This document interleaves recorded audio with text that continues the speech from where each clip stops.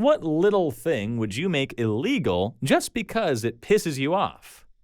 Story 1. Leaving a public bathroom a mess. You know who you are.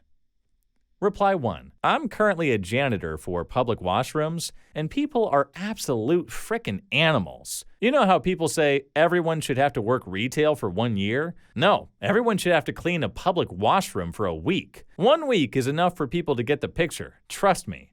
And how used tampons end up on the ground when there's a little bin for it right by the toilet paper. Or how when a toilet gets plugged, people continue to crap. You know what I found on Canada Day? A plugged toilet with 6 different diarrheas in there. Seriously. I realized that people don't associate seeing janitors with the nice and clean washrooms they are using. They only associate them with the moment they close the washroom to clean it. I've literally had people yell at me because I had to close a public washroom to clean it. To clean it! And while I'm in there and I put the sign up that says temporarily closed for cleaning, people will knock on the door constantly, as if to say, "Hey, hurry up cleaning up that crap off the wall. I have to piss on the counter and smash a glass bottle in the toilet."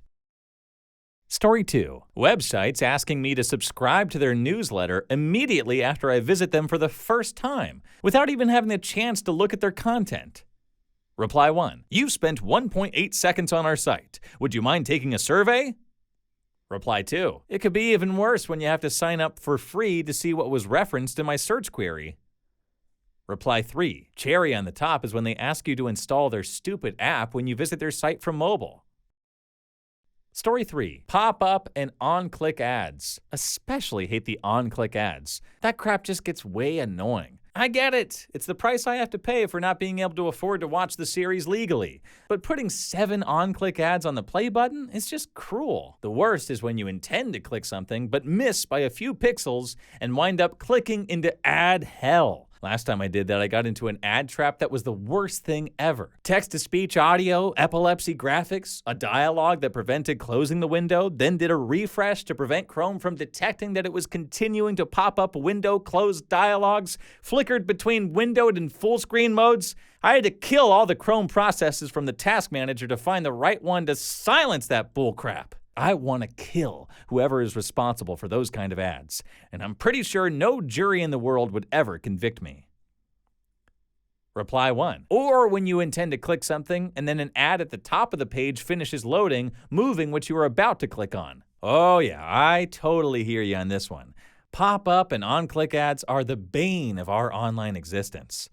It's frustrating that we have to deal with so many of these ads just to watch a video or browse a website. And those on-click ads can be especially infuriating. It's like they're just waiting to trap you and force you to sit through their annoying ads.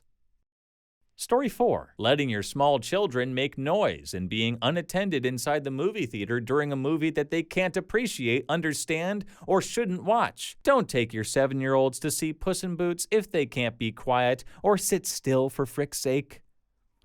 Reply 1. I went to see Lego Batman and was fully prepared to be irritated by noisy kids because it comes with the territory. What I did not expect was a little boy crying and shouting behind me for a good 30 minutes because he couldn't find his dad, who had decided to sit at the opposite side of the theater to his own son. I'm not sure what to say about this. How do you bring your infant child into a theater full of people and then leave them on the other side and expect him to act normal? Some people just don't deserve to have children, really. Jesus.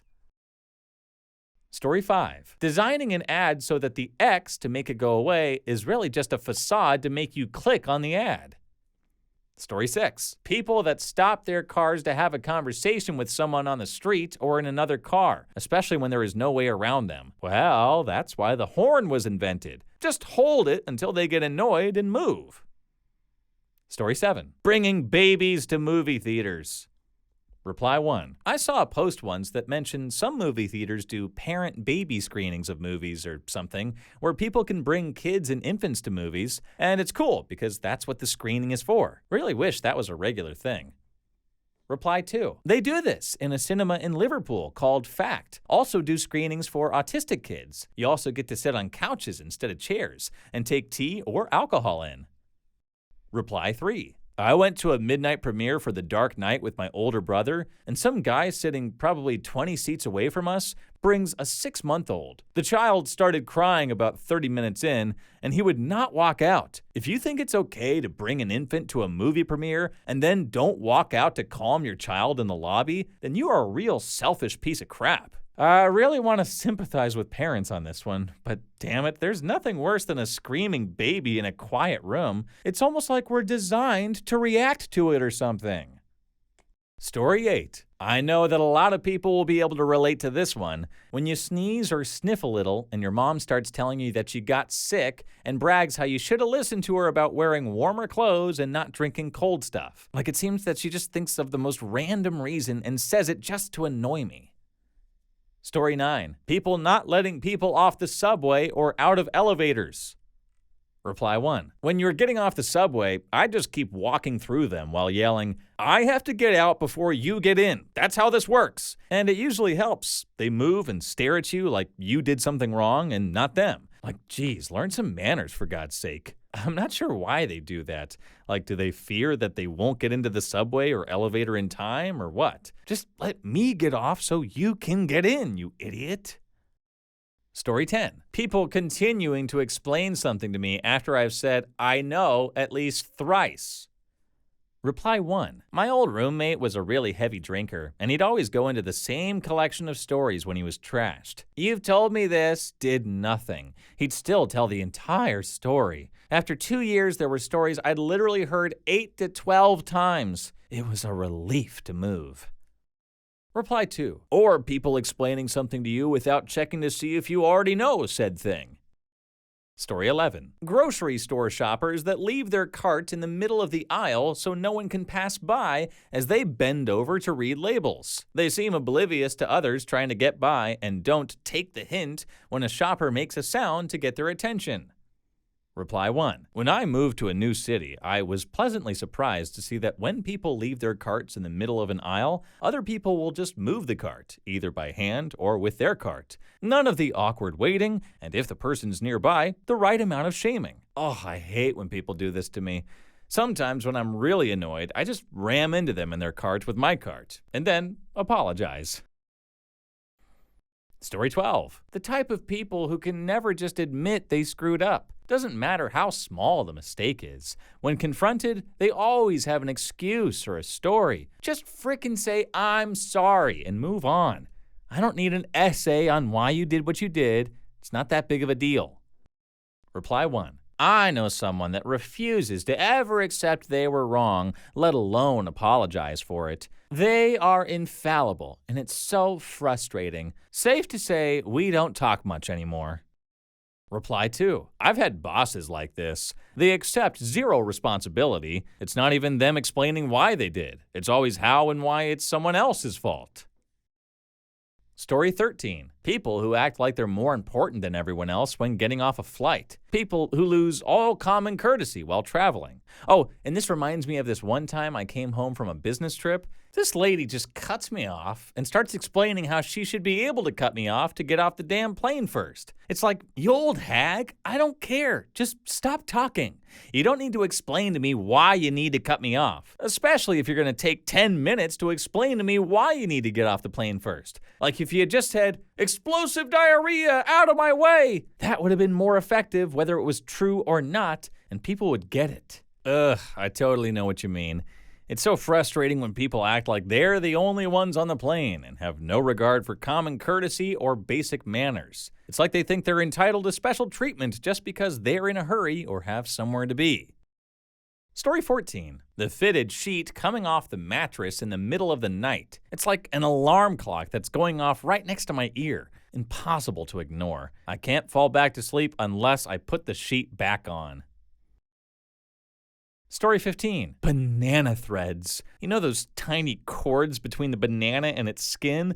I find them revolting, despite liking the fruit itself. It's like eating hair. Just the thought of it makes me want to vomit. I have yet to meet someone who shares my utter disgust for that wiry filth.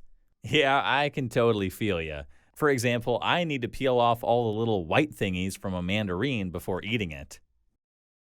Story 16. I absolutely hate it when someone is out in public, takes a phone call, and puts their phone on speaker. And to that same end, if you're checking out of a store, please have the courtesy to at least get off the phone and speak to the person ringing you up. At the very least, put the phone down and take care of your business. When I worked in retail, I would always speak to a person who was checking out with me at a louder than normal volume if they were talking on the phone.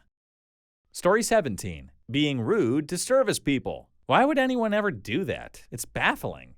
Hey, you. Yeah, you, buddy. The peenhead in the apron to whom I am about to relinquish complete control of what I put into my mouth for the next 2 hours? Yeah, frick face. Get over here. Not even just servers. Anyone in any position where they're subject to another person's commands. And not even just for the fear of having them ruin your service, for the common decency and realizing that if no one did this job, you wouldn't have this service. That's right. We should always treat others with kindness and respect, no matter what their job is. After all, these people are working hard to provide us with a service, and without them, we wouldn't be able to enjoy the things we love. It's important to remember that we're all human beings, and we all deserve to be treated with dignity and respect.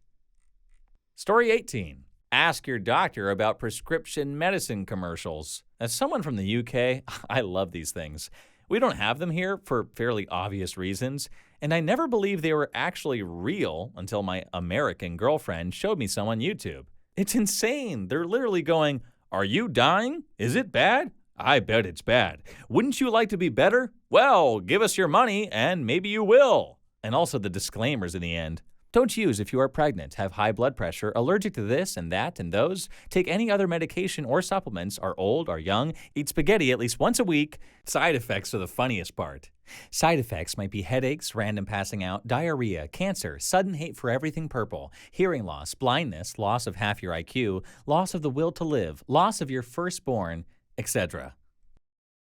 Story 20. People who tailgate me when I'm going over the speed limit on a 2-lane road. Get off my ass or go around. Reply 1. Even worse are the people who tailgate you when there's 2 or 3 cars in front of you who are going slow. What do they want me to do? Ram the person in front of me? I can literally only go as fast as the cars in front until it's safe to pass on the left. Story 23. I do a lot of photography in my free time, mostly portraits, but sometimes sports. I work for free a lot, I care more about the validation, and my day job pays me more than enough. But the one thing that gets me is when people don't give me credit. I love that people post my stuff on Instagram and Facebook, but a little tag in the top corner with my Insta handle would be nice. Giving people photo credit is a lot like tipping. It's not an obligation, but you kind of suck if you don't do it.